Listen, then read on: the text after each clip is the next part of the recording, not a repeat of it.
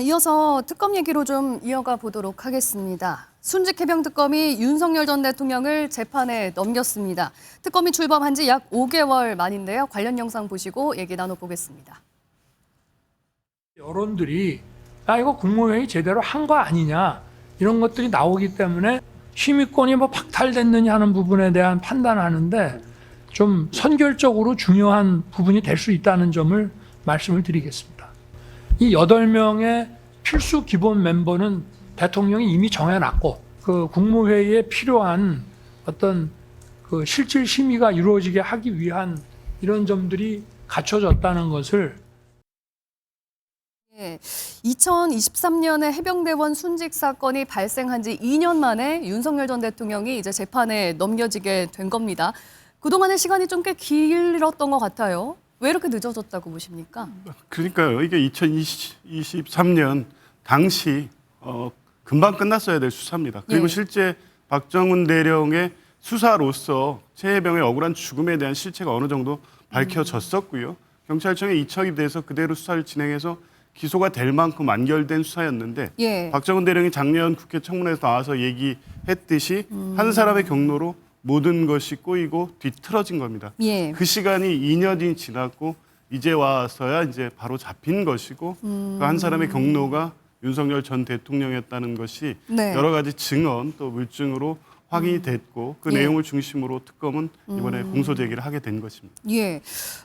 말씀하신 것처럼 그렇다면 이번에 특검이 이제 기소를 했다는 거는 해병대원 순직 사건이 이른바 VIP 경로라고 불렸던 윤석열 전 대통령의 부당한 지시로부터 비롯됐다. 이 부분을 어느 정도 좀 확인을 했다라고 이제 봐야 되는 겁니까? 사실관계는 다 확인을 했던 걸로 보여져요.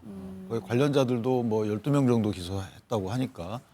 근데 이제 이 사건이 늦어진 그 갈래 중에 한 갈래가 늦어졌던 것이고 실제 사망 원인 규명과 관련된 것은 이제 수사가 쭉 진행이 됐죠. 그 수사 결과에 약간의 변화는 있었죠. 임성근 씨가 구속됐는지 여부. 이것만 달라진 것이지 실제로 다한 수사는 진행이 됐던 부분이고 다만 이제 외압의 실체가 있었는지 그것이 법률적으로 봐서 과연 직권남용에 해당하는지 여부에 대해서는 특검의 결론이 달랐던 부분이 있어요. 그래서 특검이 일단 기소를 했는데 이 부분은 이제 특검은 기소를 했지만 관련돼서는 구속된 사람이 임성근 씨 하나라는 거죠. 그 말은 뭐냐면 외압과 관련된 구속이 아니고 외압과 관련된 영장과 관련돼서는 법원이 다툼의 여지가 있다. 법리상의 문제를 제기한 변호사들의 의견을 받아들였어요. 그러니까 기소는 했지만 과연 이것이 뭐 적정한지 여부를 떠나서 법리적으로 문제가 되는지 그러니까 이게 그 직권남용을 적용할 수 있고 법원에서 이걸 받아들일지 여부는 좀 다툼의 여지는 있어 보여요. 뭐 재판의 결과를 이제 좀 기다려봐야 될 시간이 된 것 같은데요. 이런 가운데 윤석열 전 대통령은 체포방해 혐의 재판에서 개엄 직전에 열린 국무회의가 적합했다. 이렇게 또 강하게 주장하고 나섰습니다. 어떻게 얘기했는지 영상으로 먼저 보고 오시겠습니다. 여론들이 이거 국무회의 제대로 한 거 아니냐 이런 것들이 나오기 때문에 심의권이 박탈됐느냐 하는 부분에 대한 판단하는데 좀 선결적으로 중요한 부분이 될 수 있다는 점을 말씀을 드리겠습니다. 이 8명의 필수 기본 멤버는 대통령이 이미 정해놨고 그 국무회의에 필요한 어떤 그 실질 심의가 이루어지게 하기 위한 이런 점들이 갖춰졌다는 것을 개엄 당일에 대통령실 CCTV를 제대로 봐달라 이렇게 좀 요구하고 나섰습니다. 그만큼 개엄 직전에 열렸던 국무회의가 적법했다라고 이제 강조를 하는 거죠. 그런데 뭐 그렇게 강변해봤자 지난 헌법재판소에서 한덕수 전 국무총리가 개헌과 관련한 그 국무회의는 절차상 하자가 있었다라고 총리가 그렇게 시인할 정도로 문제가 많았던 국무회의죠. 헌법상에는 반드시 계엄을 선포할 때는 국무회의에 심의를 거치도록 되어 있습니다. 그럼 제대로 심의를 했느냐? 심의를 하기 위해서는 회의 요건을 갖춰야 되는데 단 8명만 연락을 해서 왔다. 그거는 가반수도 되지 않는 인원만 가지고 했다는 것이고 또 실제 사후 계엄 문건을 사후 계엄과 관련된 국무회의록을 작성했다. 사후 문건 작성 그거 이제 수사도 받았지 않습니까? 그러니까 심의가 부족했다. 헌법상의 절차와 요건을 갖추지 못했다는 것을 이제 위정하기 위해서 사후에 계엄 관련 문건을 다시 만들었다는 것도 드러나기도 했죠. 예. 그러니까 여러 가지 그것을 봤을 때 국무위원들 중에서도 연락을 못 받고 국무회의가 끝나고 난 뒤에 도착한 국민들 상당수가 도착했다. 이런 측면의 모든 것을 종합해 볼 때 예. 아무리 윤석열 전 대통령이 강변을 하더라도 헌법상의 국무회의 심의를 제대로 지키지 못했다. 하자가 많았다 하는 부분은 피할 길이 없고 네. 특히 그 국무회의의 심의가 왜 중요하냐면은 대통령이 오판할 수 있는 거죠. 네. 전시나 사변 이에 준하는 사태에 하지 않는데도 불구하고 계엄을 내리려 하면 당연히 국무회의에서는 국무위원들이 이거는 요건에 해당되지 않는다라고 강하게 이제 반대할 수도 있는 것이죠. 그래서 이 견제 기능을 하기 위해서 심의 절차를 둔 것인데 네. 그 헌법 정신에도 명백히 반하고 일방적으로 그냥 절차도 안 갖추고 계엄을 내리려 했던 뭐 이런 것들이 다 드러나기 때문에 아무리 강변해봤자 피할 길이 없다. 예. 그렇게 생각합니다. 윤석열 전 대통령은 사실 이 주장을 하면서 강조한 부분이 국민 여론 이 부분이거든요. 국민 대부분이 이 CCTV 영상을 다 봤더니 거기서 나온 여론들이 국무회의 다 제대로 했다고 하더라.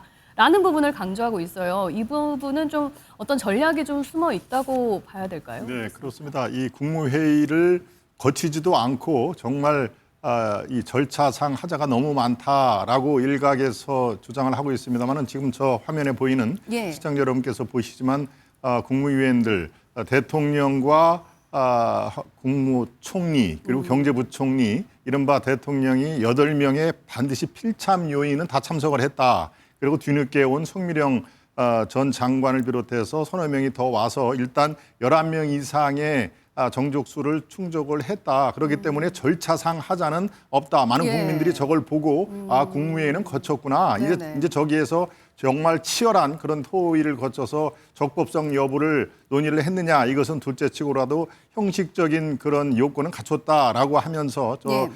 윤 대통령과 아마 변호인단은 여론전에 지금 호소를 하는 것입니다. 예. 우리가 이 법적으로 구비되는 요건은 다 갖췄다. 그런 의미에서 계속 주장을 하는 반국가 단체의 척결을 위해서 예. 이거는 큰 중대 결단이었다라는 것을 계속적으로 이 주장을 하고 있습니다만은 글쎄요. 지금 송미령 장관 같은 경우에도 또 이 증인에서 다른 얘기를 했습니다. 가서 보니까 예. 전화가 몇 번 와서 뭔 일인가 해서 가서 보니까 머릿수 채우느냐고 불렀구나 라는 취지의 그런 얘기를 한 것입니다. 그러니까 이 계엄에 대해서 국무위원회에서 치열한 어떤 그 토론을 벌이는 것 같지는 제가 보기에도 좀 미흡했다라는 상황이 듭니다. 그러니까 여론전을 지금 중요시 생각을 하고 있습니다만 저게 국민들께 어떤 식으로 충분했다 아니면 그렇지 못하다라는 것은 국민들께서 아마 이 참작을 다 하실 겁니다. 그게 네. 바로 재판부의 어떤 판결에 큰 영향을 미칠 것 같지는 않다라는 생각입니다. 즉,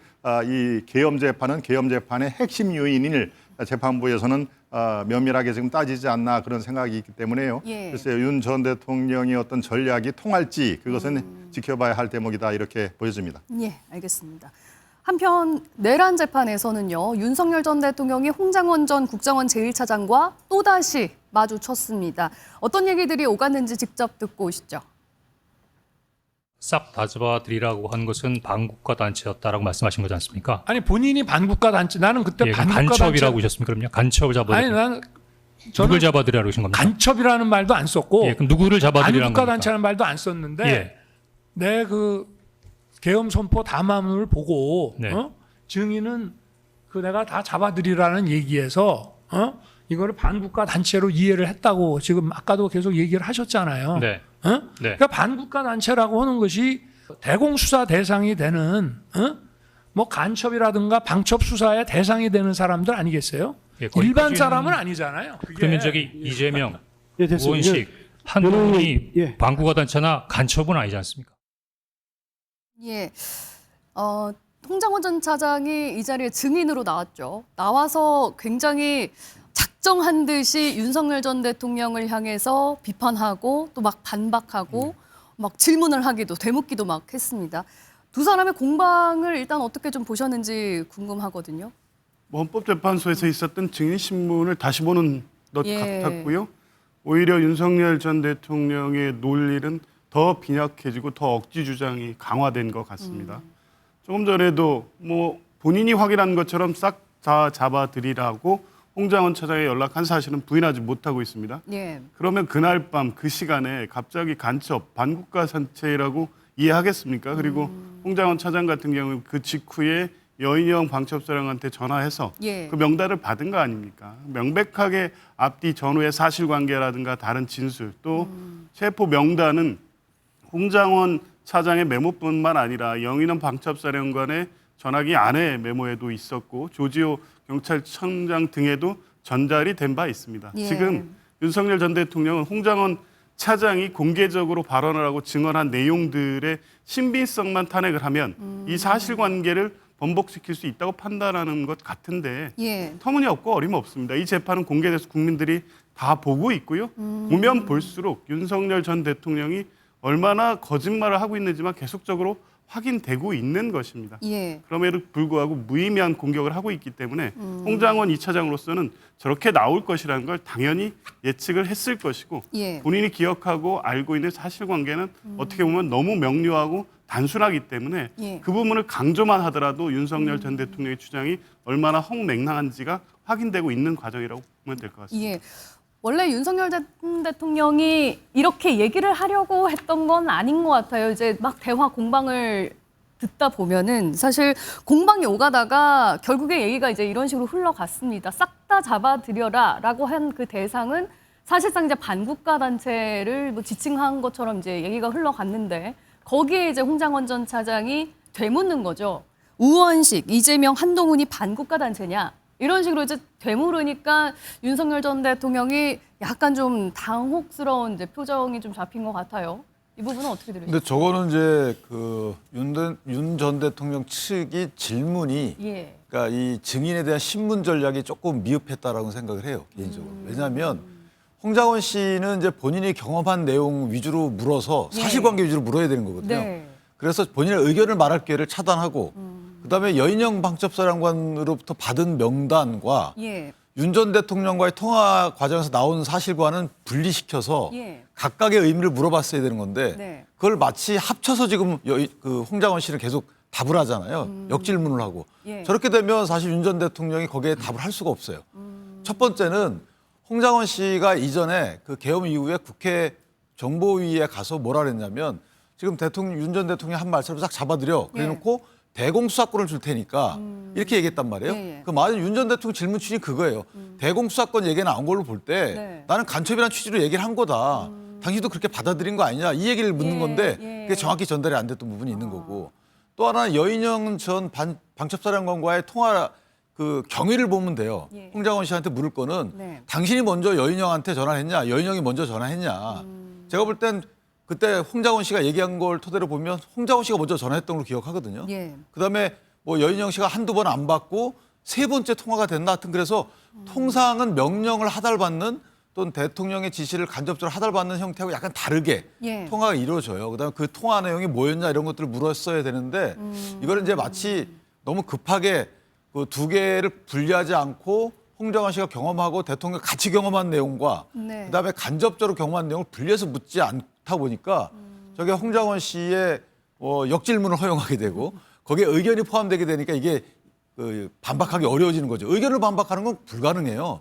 난 그렇게 생각했다는 건데 그다음에 여인영 씨가 했던 얘기를 종합해가지고 예. 아, 이 명단에 이 사람이 그러면 반국가 단체입니까? 라고 뭐라고 대답합니까? 그러면 윤 전 대통령. 그러니까 이거는 신문 준비 차원에서 조금 미흡함이 있지 않았나 개인적으로 그렇게 평가합니다. 예. 알겠습니다. 홍장원 전 차장과의 공방 중에는 또 이런 얘기도 있었습니다. 여인영 전 사령관 관련해서인데요. 영상부터 보고 얘기 이어가겠습니다.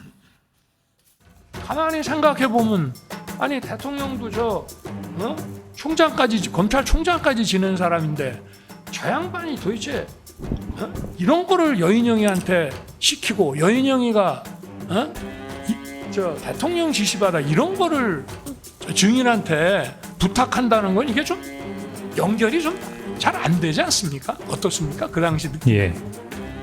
대통령이 지시하지도 않았는데 네. 일개 군의 삼성 장군인 밤촉사령관이 이재명 야당 대표, 우원식 국회의장, 한동훈 여당 대표를 체포 구금해서 방첩사 구금시설에 구금하고 심문하겠다고 하는 거는 그건 방첩사령관 지금 혼자 그 생각이란 얘기하는 것이 말씀이십니까? 아니고. 아니 그게 요지입니다. 그 실시간 위치 추적 부탁하는 거 보니까 이 친구 이거 좀 이상하네라는 생각이 들었으면 피고인 부하에게 책임을 전가하시는 건 아니죠? 아니 그 얘기를 하는 게 지금 아니에요. 예. 어떻게 들으셨습니까? 일단 정치인 명단을 불러준 게 이제 자신이 아니라 여인영 전 방첩사령관이었다. 이제 자신의 지시로 이뤄진 게 아니다라는 점을 강조하기 위해서 윤석열 전 대통령이 계속 얘기를 하고 있는데 여기에 이제 홍정원 전 차장이 그러면 부하에게 책임을 떠넘기시는 겁니까? 이렇게 또 되받아 쳤습니다. 어떻게 들으셨어요? 뭐 너무나 이제 자신은 전혀 정치인 체포 명령 불러준 적이 없고 예. 여인영 사령관이 알아서 홍장원 차장에게 불러준 것일 뿐이다. 네. 라고 이제 그 이야기를 하는 거죠. 그런데 방금 말씀하셨듯이 군이 실제 이재명 당대표, 우원식 국회의장, 한동훈 당시 여당 대표까지 체포하러 나섰지 않습니까?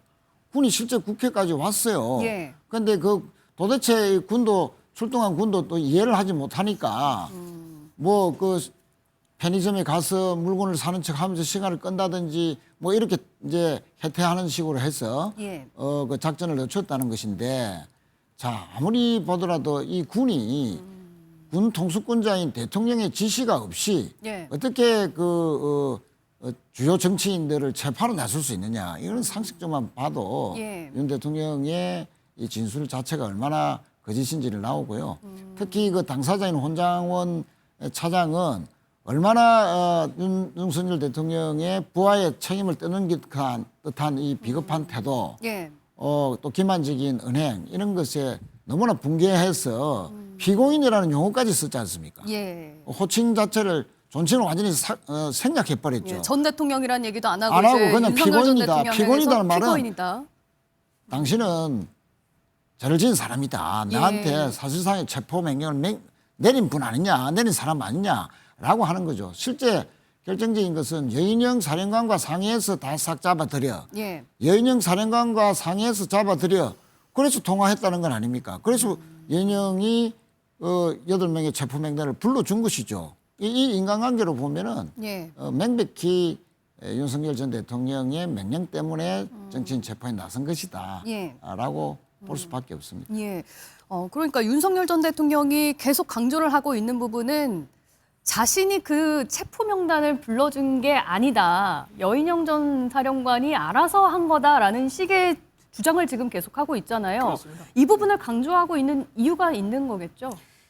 네, 저는 기본적으로 이번 계엄 정국에서 홍장원 전 차장이 보여준 그 언행, 이것은 제가 크게 신뢰를 하지 않습니다.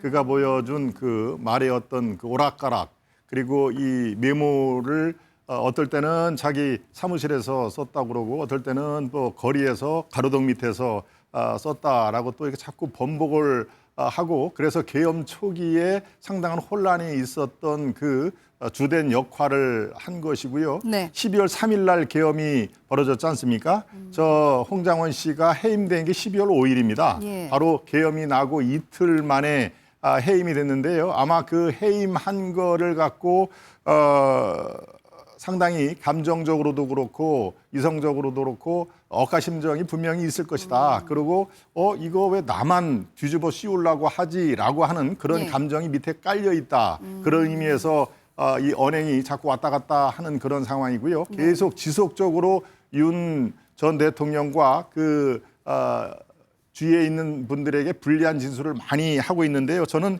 이번에 바로 저 화면에 나온 그거에 대해서는 홍장원 씨가 더 준비를 많이 한 것 같이 보여집니다. 여러 가지로 이 역습 질문을 하고 있고요. 피고인이라고 얘기를 한 거는 저는 이렇게 봅니다. 계급장 떼고 한번 붙어보자.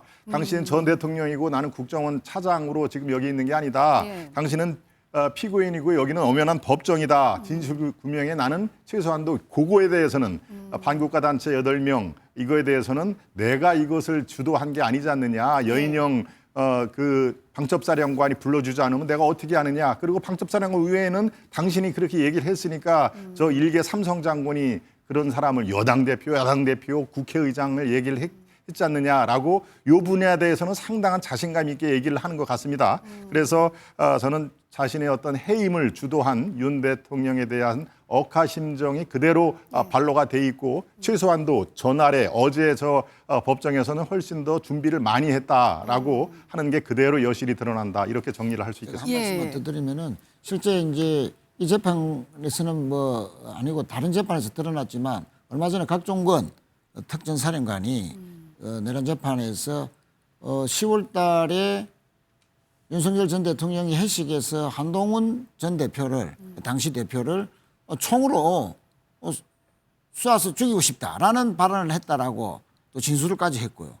또 여인영과는 작년 6월부터 각종 이제 회식 자리나 만남 회동에서 계엄의 필요성을 이야기를 했고 그 뒤로 수시로 모여서 계엄 준비를 했다는 것이 다 드러났지 않습니까? 이런 여러 가지 정황을 보면 여인영이 불러줬던 그 명단은 당연히 윤석열의 지시 때문에 했다라는 것이 다른 여러 가지 재판과 진술이나 증언에서 다 드러나는 사실이다 하는 점을 아울러서 말씀드리겠습니다. 근데 저거는 사실은 변호인이 이의제기했어야 되는 거예요. 왜냐하면 저거는 홍장원 씨가 경험하지 않은 사실을 얘기하는 거거든요. 무슨 말씀이냐면 윤 전 대통령과 여인영 사이에 어떤 내용의 소통이 있었는지를 홍장원 씨는 몰라요. 그러니까 본인이 들어서 난 이게 들었다라든가 언론 빼고 누구로부터 들어서 난 윤 전 대통령이 여인영 사령관에게 뭐 지시 명령을 내렸다는 걸 누구로부터 들었다라든가 이 정도가 해야 증인의 증언이에요. 그런데 저 의견을 말하도록 그냥 그대로 변호인들이 방치했던 부분이고 저 부분은 의견이기 때문에 부적절하다라고 이의를 제기했어야 되는 거예요. 그 뒤에 지금 저분이 얘기하는 거 홍장원 씨가 얘기하는 거 재판부가 판단할 사항이에요. 내가 볼 때 뭐 이런 지휘 구조나 이런 정황들로 볼 때 이건 지시했다고 볼 수 있다라는 것은 재판부가 판단하는 것이지 본인이 저기서 저런 얘기를 다 하도록 변호인이 저걸 제지하지도 않아요. 네, 문제가 있죠. 예. 그러면요. 윤석열 전 대통령은 또 이렇게 얘기했습니다. 해임되지 않았어도 이렇게 나왔을 거냐. 이러면서 갑자기 해임 얘기를 꺼냈거든요. 그 이유는 뭐라고 보세요? 그건 아마 이제 증인의 증언의 신빙성을 포괄적으로 탄핵을 하는 건데 예를 들면 불이익을 당했기 때문에 억하심정으로 사실과 다른 얘기를 하거나 사실을 부풀려 얘기하는 것 아니냐 이런 식의 이제 어필을 하는 거고 한편 그 이면에는 내가 탄핵당하기 전에 당신의 태도하고 내가 탄핵당한 지금의 당신의 나에 대한 태도하고 다른 것 아니냐 이게 또 깔려 있는 거죠. 탄핵 심판 과정에서는 대통령님이라고 했었거든요. 제 기억에. 그러니까 지금 대통령은 아니더라도 피고인 바로 이렇게 나가는 것은 지금은 대통령이 아닌 권력에서 멀어졌기 때문에 저렇게 하는 것 아니냐 이런 식의 뭐가 같이 함축되어 있는 그런 게 아니었나 싶어요. 알겠습니다. 앞서서 이제 윤석열 전 대통령의 변호인 측이 좀 제대로 반박이나 변론을 못한 측면이 있다. 아쉬움을 좀 지적을 해주셨는데요. 홍장원 전 차장과도 설전을 이어갔거든요. 어떤 장면이 있었는지 함께 보고 오시겠습니다. 증인은 해외안보 정보 수집과 관련한 업무를 하는 우크라이나 파견에 아무런 관련이 없는 국내 금융 파트에서 근무하는 김병기 국회의원의 아들을 데리고 갔죠. 김병기 의원의 아들이 저희 직원인데요. 맞죠? 네. 제가 설명하려는데 설명할까요? 맞죠? 국내 뭐가 맞아요. 그러니까 설명할 시간은 주셔야죠. 해외 담당 부서뿐만 아니라 북한 정보부서도 데려갔고요. 경제안보국의 몇 명을 출당 침해 포함시켜라. 파견에는 베테랑 요원인 2급 내지 3급 요원을 데리고 가는데 그렇지 않죠. 뭐 다 늙은이만 데려갑니까? 도리어 혼자 전쟁터에 가는데 팔팔한 직원들 데려가야죠. 지금 김계리 변호사님 정치하시는 거예요? 이번에 폐간된 언론 아닙니까? 다음에 저기 아까 그 헤드라인에 보면 다 끝난 얘기인데 왜 자꾸 그걸 증인 당시 술이 많이 돼서 대통령과의 통화를 잘 기억 못하는 거 아닙니까? 이거 너무하지 않습니까? 어느 정도 만취가 됐길래 대통령이 얘기한 걸 못 알아듣겠습니까? 윤석열 전 대통령의 변호인 측에서는 이런 얘기를 꺼냈습니다. 민주당의 김병기 원내대표 아들이 우크라이나 출장 갈 때 이제 국정원 직원으로서 같이 갔던 얘기를 이제 꺼내면서 홍장원 전 차장은 그게 무슨 상관이냐 이제 이런 식으로 반박을 하고 나왔거든요. 윤 전 대통령 측 변호인의 전략은 좀 어떻게 보셨어요? 뭐 조금 전에 해임 문제 언급도 그렇고요. 김병기 의원과의 특별한 관계 이걸 부각시켜서 홍 장원이 허위 증언을 하고 있다라고 해서 증언의 신빙성을 흔들려는 거죠. 그런데 맥락상 연결이 돼야 그나마 이제 그럴듯한 증인 신문이 되는데 지금 얘기하고 있는 우크라이나 파병에서 김병기 의원의 아들이 그 임무차 동행한 것 그리고 뭐 다른 여러 가지 뭐 문제를 거론하는데 예. 재판부 이 지기현 재판장까지 헛웃음을 칠 정도로 무의미한 뭐 홍장원 개인에 대한 공격이고요. 이런 내용들이 증언의 신빙성을 흔들 수가 없습니다. 홍장원 전 차장의 진술의 내용은 간단합니다. 그날 예. 당일 불과 몇 시간 동안에 있었던 3번의 통화 내용이고 그게 명단, 체포 명단으로 나와 있고 그 체포 명단은 아까 말씀드린 것처럼 여인영 이 방첩사령관의 메모라든가 다른 곳에서도 동일하게 확인되고 있기 때문에 예. 증언의 신빙성은 매우 높고 헌법재판소에서도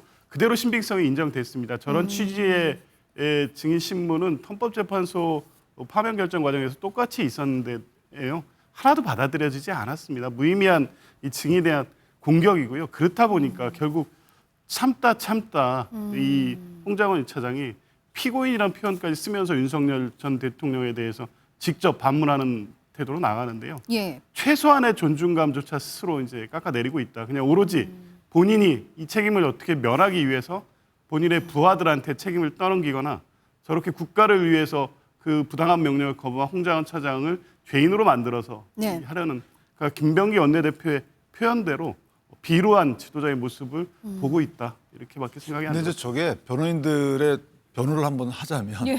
변호인들의 왜 변호를 한번 그랬을까? 하자면 아마 예. 제가 그 변호인들의 그 이 신문이 이것만 있는 게 아니거든요. 네. 엄청 오래 했을 겁니다. 근데 그 중에는 홍장원 씨가 그날 그 대통령이 저런 통화를 한 이후에 예. 그다음에 여인영 사령관과 모종의 통화를 한 이후에 사실 본인이 이제 국정원장을 찾아가잖아요. 찾아가서 이거 이재명 당시 민주당 대표한테 상의하자라는 말도 했다고 다 인정되는 거예요. 그렇게 얘기한 부분도 물어봤을 거고 그다음에 박선원 의원과 문자 주고받은 것도 물어봤을 겁니다. 이게 민주당과 어떤 연관이 그렇죠. 있는 거 왜 아니냐 그게 이런 하필 식으로 이제 그렇게 얘기를 무슨 한 거죠? 내용으로 문자를 주고받았냐라고 또 물어봤을 거고. 예, 예. 그다음에 지금 전 국정원장이 구속된 부분이 왜 국회 보고 안 했냐잖아요. 예. 근데 국회 보고에 왜 그렇게 안 했냐 이 부분도 물어봤을 수 있어요. 당신은 왜 국회 보고 안 했냐? 그게 중차대한 건데 그런 명단을 받고 그런 헌법상 국회의원들 뭐 체포와 관련된 명단을 당신이 파악했으면 왜 국회 보고 안 했냐? 이런 식의 여러 가지 질문이 있었을 텐데 저 부분은 이제 약간 좀 화제성이 있는 거기 때문에 저 부분 발췌해서 저희가 계속 보여주고 있는 것 같은데 어쨌든 네. 변호인들은 많은 부분을 질문했을 거고 제가 말한 이런 내용들도 다 들어가 있을 겁니다. 이 부분이 그런데 이제 내란 혐의와 무슨 관련이 있느냐 이제 이 지점 아니겠습니까? 그거는 이제 제가 저 부분은 사실은 직접적 관련은 없어 보이고 예. 김병기 원내대표 아들은 이전에도 많이 등장을 했었잖아요. 예. 여러 가지 예. 부적절한 것으로. 근데 저 질문의 취지는 뭐냐면 그렇게 좀 정치적 중립을 어긴 그런 당신은 그런 어떤 약간 편향성이 있지 않느냐. 그래서 윤 전 대통령의 이 객관적 사실관계에 반하는 내용의 증언을 할 위험성이 있는 것 아니냐라는 것을 예. 간접적으로 호소하는 건데 네. 사실은 안 들어갔어도 되는 질문인 것 같고요. 또 그렇기로 술 했다. 부분도 예. 저게 술 취했냐라는 부분은 물을 게 아니고 네. 술을 마셨냐 안 마셨냐 얼마나 마셨냐 보통 주량이 얼마냐 이렇게 묻습니다. 좀 통상은. 객관적인 답변이 나오도록 그래서 아마 그 네, 유현석 유도를 했어야 변호사의 그 되는데. 이전에는 예. 그런 질문들이 있지 않았을까. 근데 이제 그렇게 먹어서 술 취한 것 아니냐라는 것을 네. 맨 마지막에 했는데 그것만 저희가 따온 게 아니라는 생각 들고 예. 통상 그렇게 질문합니다. 네, 알겠습니다. 변호인들을 이제 변호해 주셨습니다.